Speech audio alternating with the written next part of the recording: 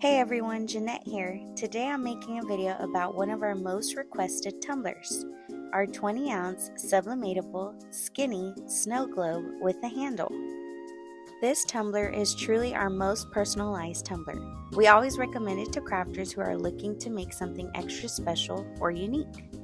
Now let's get started. The materials I'm using today are heat gloves, shrink wrap, tape dispenser, heat tape, epoxy, clay pieces, sublimation print, latex gloves, glitter funnel, epoxy mixing bowl or disposable cups, distilled water, and vegetable glycerin. Most items I'm using are carried by us and can be found on our site, but the ones that aren't are disposable cups, latex gloves, and vegetable glycerin as well as clay pieces. I bought those on Amazon. So the first thing I'm going to do is unbox and unscrew the outer shell to get to the sublimation part of the tumbler. Before taping my design on the tumbler, I remove the clear gasket, put it in a safe place because we will need to put it back on later. Now let's tape.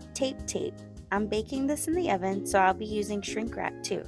The reason for shrink wrap is to keep the paper from shifting in the oven and to prevent any ghosting. If you haven't used shrink wrap in the oven yet, I definitely recommend it. I'm going to bake this at 350 degrees Fahrenheit for 6 minutes. Please remember time and temp varies and is different for everyone depending on the method and items used. Wow, I love how these colors came out on the tumbler. Okay, on to the next step. I hope I haven't lost you guys yet.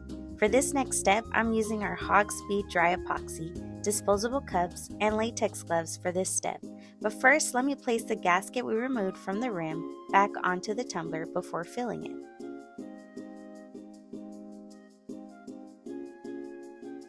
Let's shift to our Hog Speed Epoxy. I like to use it to seal our outer shell into our inner shell.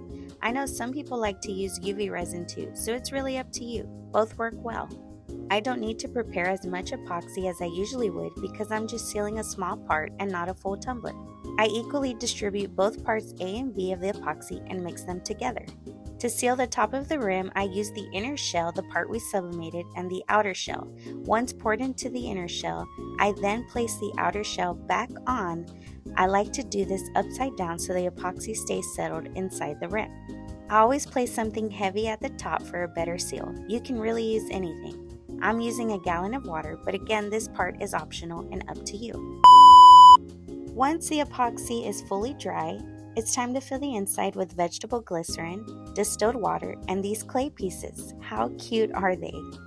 I'm using only half vegetable glycerin and half distilled water. After I mix it together, I remove the plug at the bottom and use our glitter funnel to pour the mixture into the hole. I definitely recommend this little funnel. It's so much easier to pour your mix in with this little guy. It can be found on our website in packs of 2. I only fill the snow globe halfway to avoid any bubbles from forming. No bubbles? Perfect. Now I can add my clay pieces.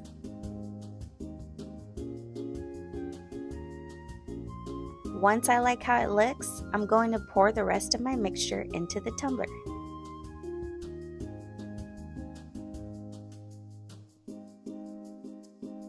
Now grab your little plug and pop it back in. Don't forget to seal your bottom with UV resin.